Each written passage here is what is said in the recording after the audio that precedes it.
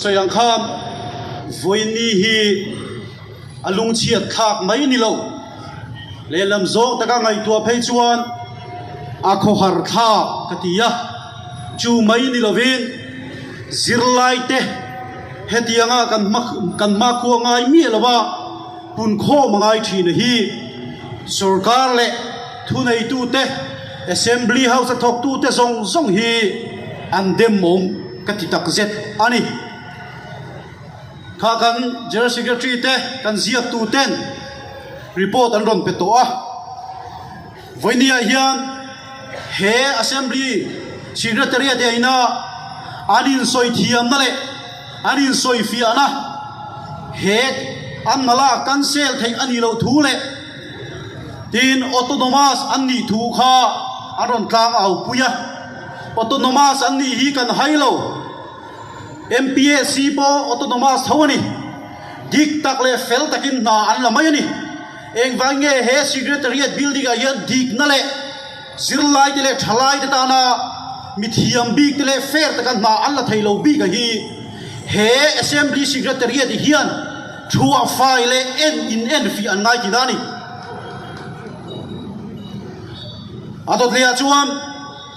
eng wangin nge advertisement an chua ding di le mizo a chia an chua wang lai ni te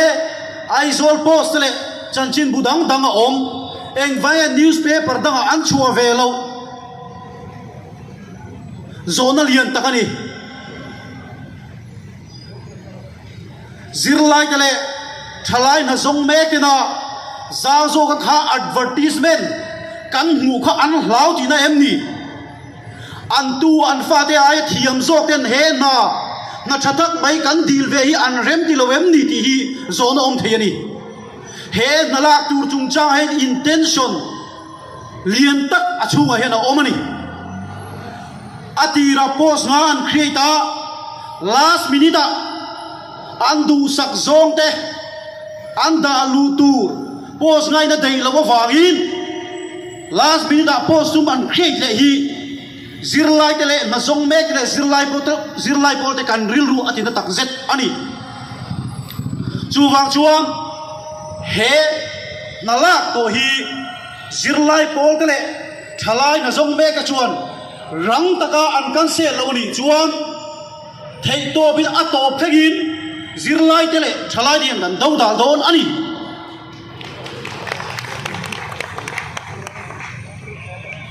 tin khoi son chung changa fair taka angalan an duwa wangin pol pakhat min siat pui turin tin ang soma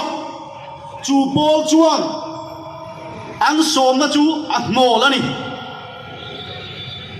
chu ta po chuan he nala tura hiam zirlai polin kan siat ma ho tangin a fair don lo adik don lo ani ti pol pakhatin an lo sia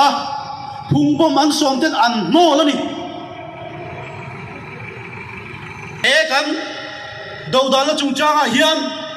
trong kam le a vona te bo kan to khani amaro chu mi zo thalai te le zirlai pol suai tu te hian dig lo taka ti tu te trong kam le vona o ka yin enya ma kan ngai don lo atu la ni chuang he na la chung changa zirlai pol te le thalai na zong me te ngen na le ngai poi mo na sarkari na nei lo ni chuang he assembly secretariat hi zirlai pol la hian kan lu chua do na ne kan ram sarkar te hian le he secretariat ta thu nei tu thok tu zong te hian zirlai te le thalai te min ngai poi mo lo ani chuan kan ngen na an ngai poi mo lo an sa lo ni chuan an ni nge zirlai te an ma ni nge in bangaya zirlai te min mangai kan ril ru kan ngai tora kam awo hi min ngai thak sak turin voini yan kan assembly speaker le athok tu zong zirlai pol chuan kan ngen ani mi zo thalai te le zirlai te tang MZP MSU akal zel don is vai chu akal lo me